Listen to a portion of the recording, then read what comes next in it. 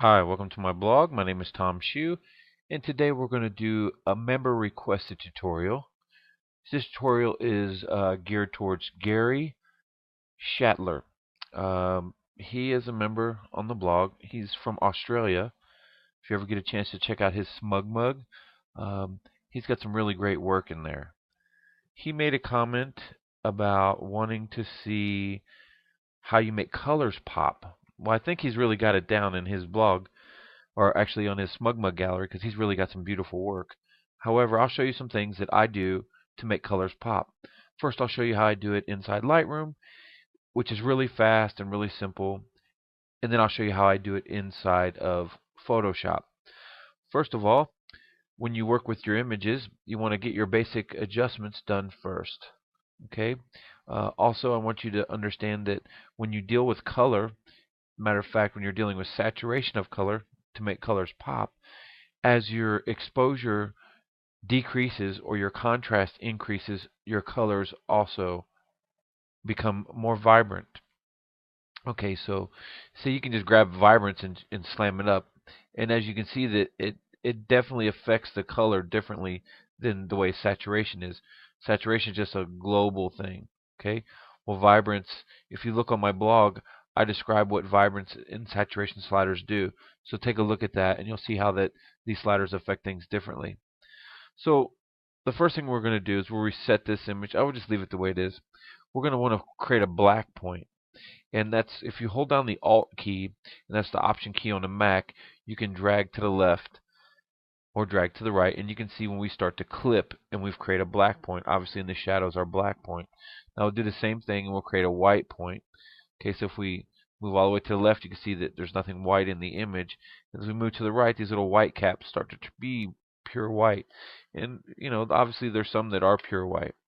Okay, so now what happens if we take exposure? You can see that the color gets richer. Okay, you see how it's light in color? The yellows, they're kind of washed out, and now they start to get more rich and golden. Clarity also has a big thing to do with saturation. Watch the colors saturate and change. A lot of the greens, they get more saturated on the tip, but they also become brighter and defined. Okay, because this is micro contrast in the midtones. That's clarity. Okay, so quickly what you can do inside Lightroom is you can go down to this HSL, which stands for Hue, Saturation, and Luminance. Say, for example, if I wanted to darken down my sky, I can grab this as Adjust the Luminance by dragging in the photo. Anything that's blue, I can drag down. You can see that the color starts to saturate. I can do the same thing with this yellow, and you can see that it starts to get more rich. And then I can do the same thing over here. This is greens and yellows. Okay, so I can increase or decrease quickly. And come over here and these greens a little bit, bring them up. And now I can go into the saturation. Same thing just by clicking and dragging. If I wanted to saturate the blue, I could just drag up and make it more saturated or less saturated. Same with these yellows and greens. We'll just come over here and sample some of these things and start to deal with them. Okay, now these colors are starting to pop. And if you get too saturated, you can go in to your tone curve and you can deal with this. The highlights and shadows. So you can increase highlights, and then there's your light colors. See, if I increase those light colors, I'm desaturating or changing the colors of that blue. Again, if I increase or decrease the darks, I'm dealing with colors again. So I can increase and decrease to control my color saturation with my tone curve, or I can use these sliders as well. Exposure, look at exposure as an overall brightness control. Okay, so there we have this image. Let's reset it. This was the image before, and this is the image after. I would say the colors are pop. They're popping. Okay, let's go into Photoshop and look at some of the things we can do to this image. He specifically requested landscape images. Now I'm just going quickly in general. I'm not trying to do a finished art piece. I'm just giving you some ideas and thoughts on how you can make your colors pop. First thing I want to do is I want to get rid of this blank sky. I'm going to add some clouds in here just to make this thing look a little bit better. Okay, so the first thing I'm going to do is I'm going to duplicate this layer just so we have a background backup of our layer in case we do something to this that we want to reverse. We'll have our safety net. So we're going to do Control J, and that's Command J on a Mac, and that duplicated the layer. First thing I'm going to do is I'm going to come up here in the hue saturation, and I'm just going to pump up the blues. Okay, so if you come down here to the drop down menu, we can grab our blues, and we're going to saturate the blues, and I'm going to make them a little bit, let's see, I was going to try to darken them some, but it's not going to allow me once I grab that saturation. Okay, so let's delete that. I'm going to do it with the curves tool. Go to the curves, and I'm just going to drag it down. And you can see that by dragging it down, the blue, the color is definitely affected. What I'm going to do is I'm going to try to make a blue selection. I just want to select the blue in the sky, just so I can cut that sky out and replace it with a new sky. So now I've grabbed the curves tool and definitely adjusted the exposure. Now I've got more rich blue to work with. We can go to here, select color range. Okay, over here it's saying what we're going to select with the eyedropper tool. And if you hold down the shift key, you'll see that I get a plus sign with my eyedropper tool. Okay, if I just click once here, it's going to select something. You can see that it's selected in the preview. So what I'm going to do is just click and drag, and I selected too much, so I'm going to deselect. Let's Control Z, Control Alt Z. Let me just click again over here. So I'm going to click here, I'm going to shift click, and I'm going to try to select everything but these trees. Obviously that I've made it too dark and it's selecting down here, so I need to lighten it up a little bit with my curves tool. I just want to select the blues. So we're going to do that again. We're going to go to select, not on our mask, on our image, and we're going to select color range. Hold down the shift key, and I'm just going to drag across. I'm going to click around until I select everything that I want to select to give myself a nice rough selection. Okay, that looks pretty good. We'll click OK, and this will give us a selection. Now, to refine this selection, first thing I'm going to do, I'm going to reset my color chips by hitting the D key. I'm going to go into quick mask mode.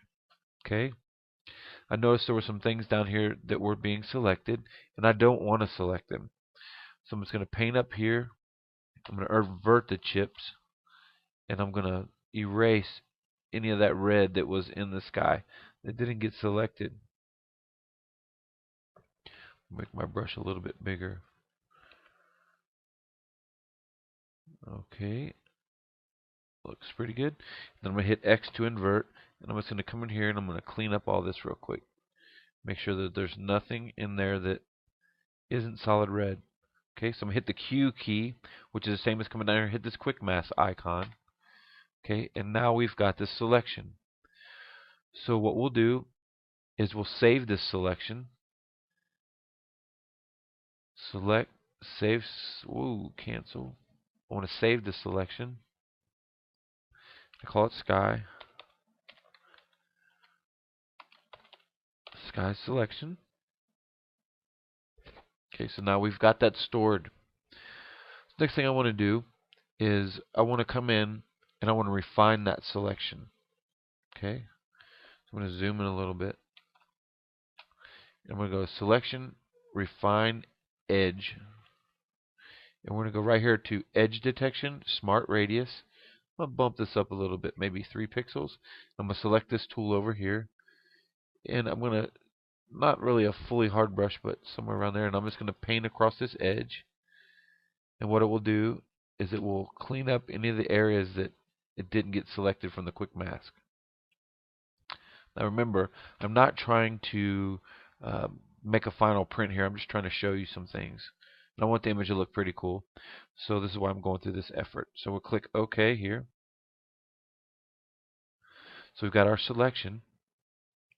And now I want to invert the selection, which would be Control Shift I. So I want to select everything but the sky, and I want to put it on a new layer. So I'm going to hit Control J, or that's Command J on a Mac, and you can see that we have created an area that's with the sky missing. Okay?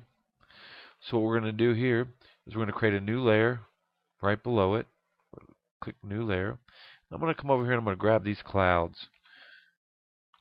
Control A to select everything, or Command A. Control C or Edit Copy. We'll come over here to the other file. We're going to grab our Move tool. And with this layer, we're going to do Control Paste, Control V. It's going to tell us we got a different color space, which is fine. I don't care. Okay, looks like it's not quite big enough. So we're going to do Control T to free transform, or that's Command T on the Mac. We'll just drag it over a little bit.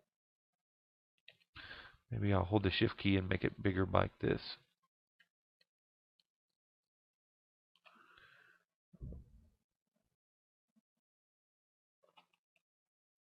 Okay, I'm going to hit Enter. So now we've got a decent looking sky instead of just that nasty sky that we had. Okay, so with our curves tool, we can turn that on or off. We can go in and start doing some hue saturation adjustments and some vibrance. So the first thing I want to do is I want to zoom this so we can see it better. Is I'm going to go ahead and add a vibrance adjustment. So here we're going to go select vibrance. Okay, with these vibrance controls, I'm going to just crank this up a little bit. I'm going to crank the saturation up a little bit. Now you can see these colors are starting to pop a little bit. And I can always adjust how much I apply or don't apply here. So let's go back to our curves adjustment. Let's drag this guy off. Okay, so let's bring our darks down a little bit. Okay, and let's increase our midtones and our highlights a little. So this is what is called an S curve. Alright, that's looking pretty good. So we'll go back to the vibrance and we'll see where we want to increase or decrease. So the colors are starting to pop pretty good. Okay, so that's pretty saturated. So let's back this saturation off a little bit. Alright, so now if I wanted to make this water blue instead of this green color, this is what we'll do. We're going to create a new adjustment layer, and this one will be a hue saturation adjustments layer. Okay, and now don't pay attention to what's going to happen to the whole scene. Just pay attention to what's going to happen to the water. So we're going to come over here and select our yellows. So we don't have to even do that. Just leave it on the master. And we'll select colorize. We'll come over here to this blue. We'll find the blue that we like. And we can increase the saturation some. We can make it brighter a little bit. Okay. Now that's great. So now what we'll do is we'll invert this mask, which is Control Shift or Control I. That's Command I on a Mac. And we're just going to go back in and we're going to paint. So this layer mask on this hue saturation has just been hidden. We're going to grab our brush tool, D for default to get our paint chips back. Grab our brush tool. Now I want to put this layer on soft light, but we'll do that in just a second. We'll just come in and we'll paint in roughly this blue water. Let me zoom in.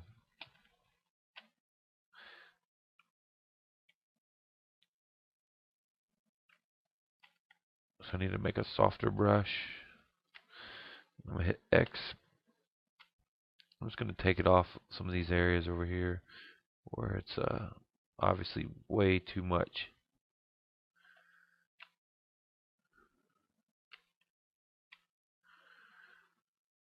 Okay, this water runs up there.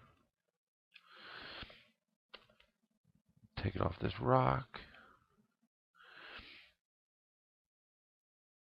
Take it off this grass a little bit.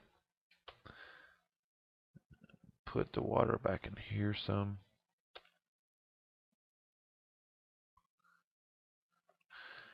Okay, so it looks pretty blue here.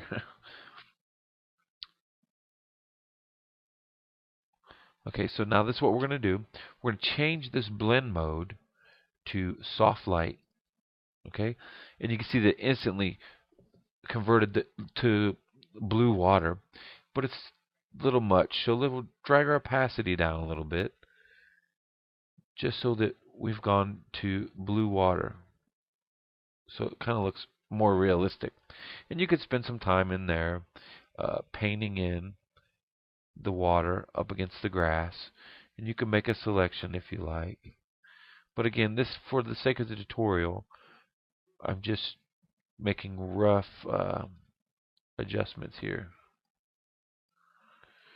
Alright. So now, if we wanted to lighten these trees or lighten this back area, it would be the same thing. We're going to go back down to that layer, and then we're going to make another adjustment. Say this time we did brightness contrast. So we can adjust the brightness, and I'm only paying attention to these back trees, all of these trees right in here. So I can increase the contrast some. If I lighten it up a little bit more, do the same thing. We'll invert this mask, Control I or Command I on a Mac, and we'll grab our brush, and we're going to be painting in white. I need to select on the mask, and we can just come in here and just paint all of this.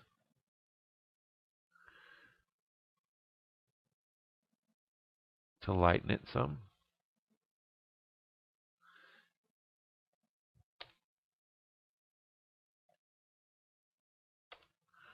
And again, we're going to change the blend mode to soft light. No, we're not. We're going to change it to lighten. Let's grab a big brush and just paint all this real quick.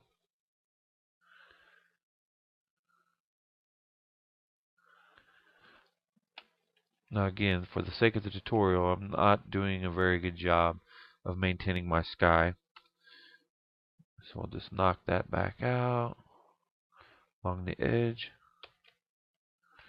And I'll just come through and I'll hit a few spots.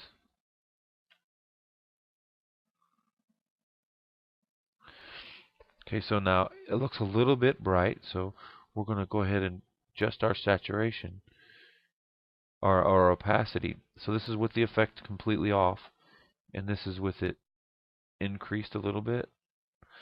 And if we want to take it off these yellow trees, we're just going to hit X on the X key and paint in black, flip our switches, flip our swatches, and you could remove the effect if you wanted to. Okay, so what we can do now is we'll go to the top and we'll do Control Alt Shift E, and that's Command Option Shift E. Okay, and what we'll do is we will delete all these layers in between the two. We'll turn this background layer on. So let me go back here and select all of these layers.